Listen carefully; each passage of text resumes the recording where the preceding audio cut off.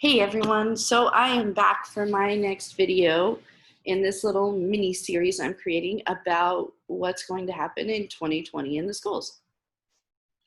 Last time I made a very short video that just talked about the most damaging item on the TEA requirements for reopening schools, and that had to do with attendance, teacher attendance and student attendance, because every time someone gets the sniffles, they have to take 10 days, 10 working days, that's 2 weeks off. So today I'm going to talk about the 5 reasons that I quit my job.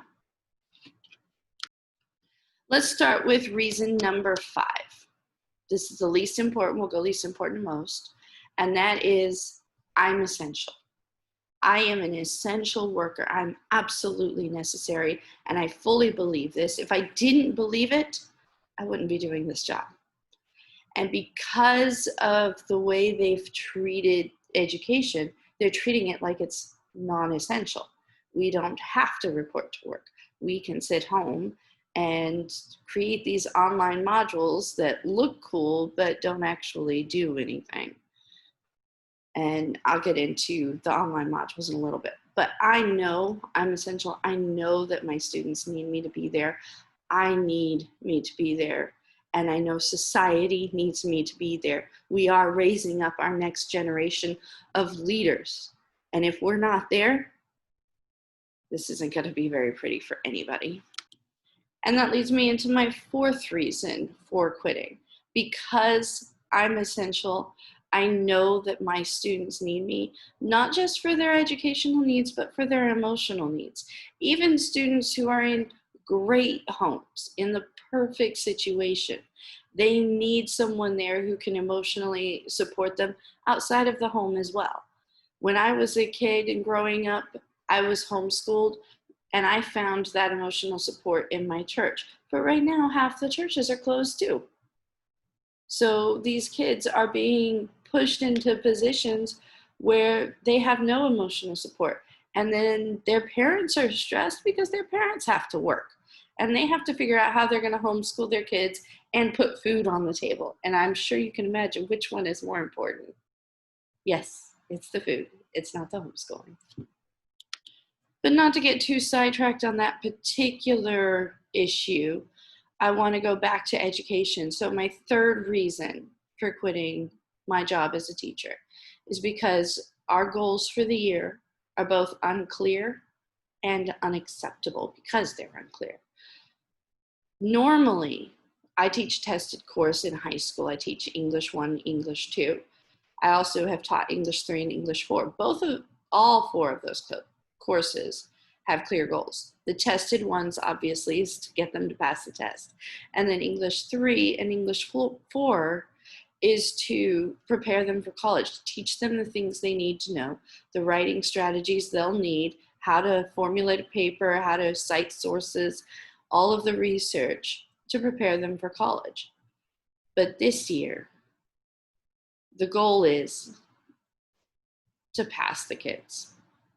The goal is to make sure that we show grace to our students. And don't get me wrong, there's nothing wrong with grace. I'm all for grace. But when that's your goal, education is thrown by the wayside. It becomes obsolete. Education requires discipline. And if grace is our main mode of operation, there is no discipline, there is no learning. And so it's unclear because grace is not a clear goal other than just pass everybody.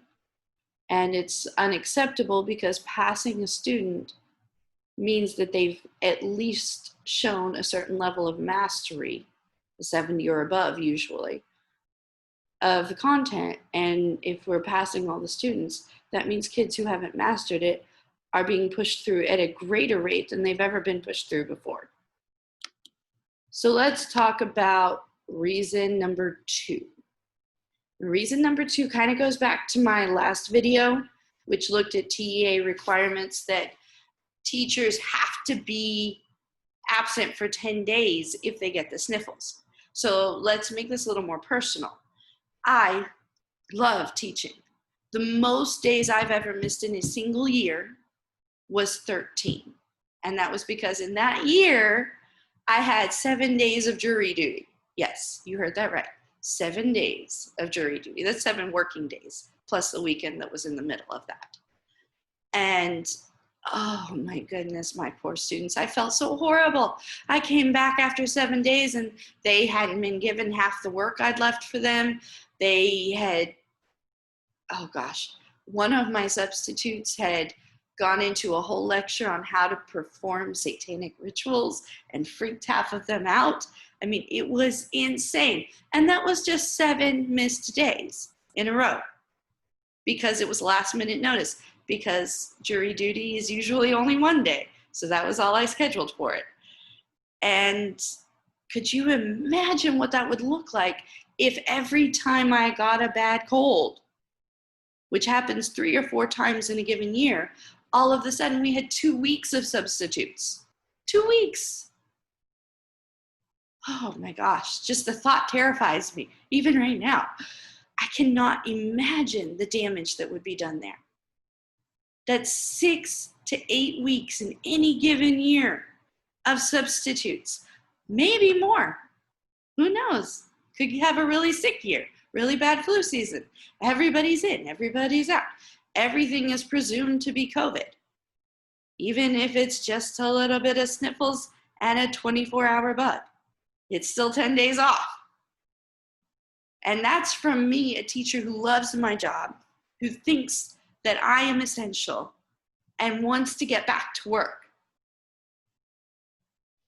Imagine what it's like for those teachers who probably shouldn't be in the classroom. Let's be honest, like any industry out there are lots of teachers who shouldn't be in the classroom, just like there are lots of geophysicists who shouldn't be geophysicists, or lots of doctors who shouldn't be doctors, or lots of nurses who shouldn't be nurses. Just like any other profession, there are people in it who probably shouldn't be. And I cannot imagine what the year would look like for their students. But I know for myself, my students would be hurt irrevocably because I'm right here at the prep for college. You can't get this year back. It never comes back. And if I'm not there to help them because I'm having to take 2 weeks off every time I get a cough, then how am I supposed to send them off prepared to work for college? And that brings me to the final and the most disturbing thing, the straw that broke the camel's back.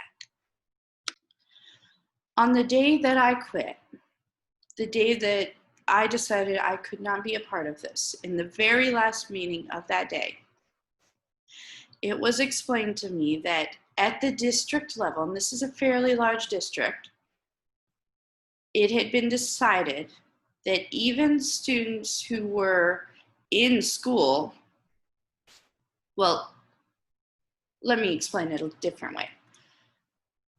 We would have no more than 11 students in the classroom. Okay, fine, whatever, I can handle that. But when kids are in the classroom, they're supposed to sit at their desks. They're not allowed to get up and move around. Okay, I understood that, I knew that. But they also are only allowed to be taught the online modules that we've created for the kids at home. Now, don't get me wrong, there's nothing wrong with online modules and having that for kids at home, but it isn't the best learning, especially when it's done by a bunch of teachers who were trained and who've worked their entire careers working in the classroom. But kids in the classroom are not allowed to have any advantage that a kid at home isn't allowed to have. They're not allowed to get any further help or explanations or examples than a kid at home is allowed to have. They have to learn the same exact online modules that the kids at home were supposed to learn.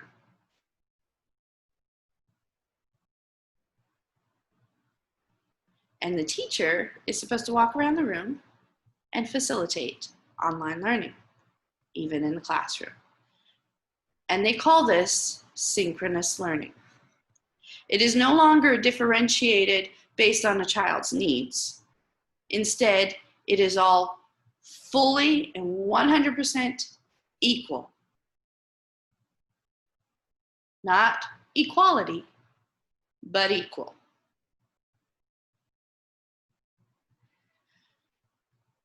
I sat down and I thought about it. It took me a few hours. It's not like I just got up and walked out or anything. And I thought about it and I considered the implications of that.